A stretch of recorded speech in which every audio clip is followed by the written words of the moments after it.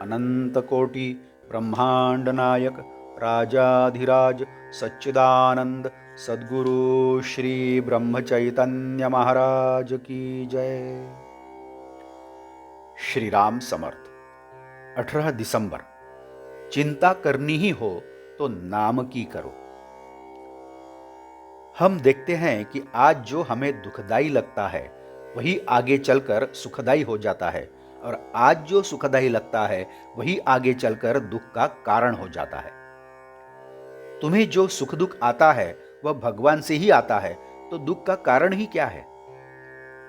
जब तक हमें पराये का दिया दुख भगवान ने ही दिया है ऐसा नहीं लगता, तब तक हम भगवान के नहीं हुए।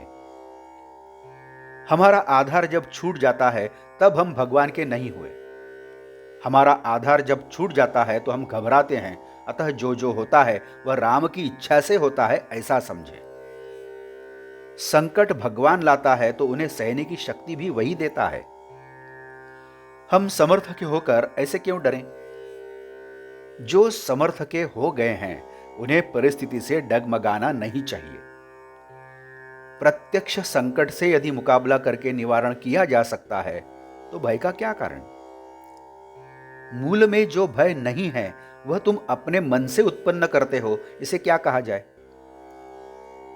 खेल की गोटी मर जाती है तो कोई उसका सुख दुख क्या मानता है? व्यवहार में भी हम वैसा ही बरतें।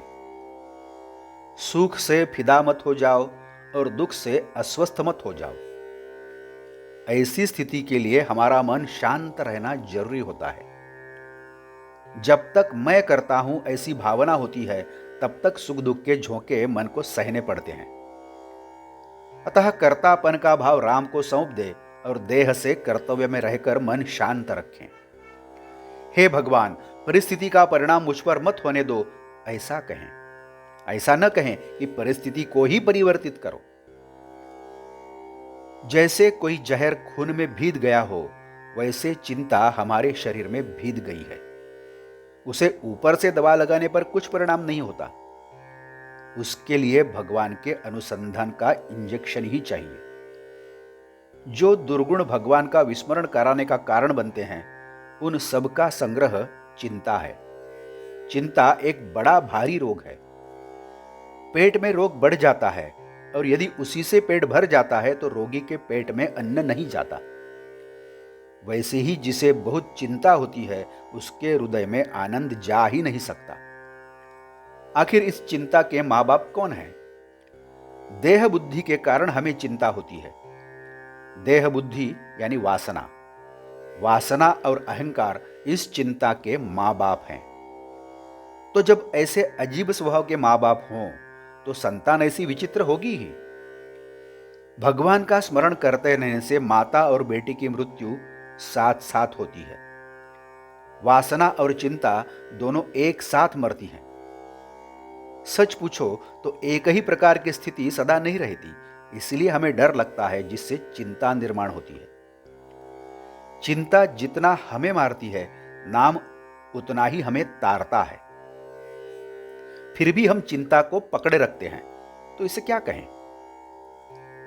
ऐसा समझे कि हमारा जितना समय चिंता में जाता है उतना हमारा समय व्यर्थ गया। चिंता करनी ही हो तो अनुसंधान कैसे टिकेगा, इसकी करो। आज का बोध वचन: नाम की चिंता करो और फिर चिंता करने की बारी ही नहीं आएगी। जानकी जीवन स्मरण जय जय राम। नमस्कार। मराठी और हिंदी में श्री महाराज की प्रवचन आप हर रोज सुन रहे हैं, लेकिन आपसे विनती है कि कृपया चैनल को भेंट देकर प्लेलिस्ट देखिए।